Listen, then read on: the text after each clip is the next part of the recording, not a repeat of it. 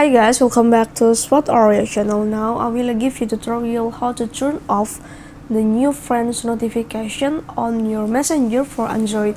And for that I wanna ask you, how are you guys? So you don't miss off our videos, don't forget to like, share and subscribe to this channel. And let's go to the start. First we go to the messenger application and don't forget to get a new latest version of the messenger application. Okay, after that you can go to the messenger, you'll tap on and let's go to the symbol or the photos in the upper of the left corner, and let's go to slide away until you find about the notification and sounds. And for the next step, there is so many options for you. The first one is on for the all of the notification, the second one is about the ringtone, the third one is customize notification, and the third one is the notification previews.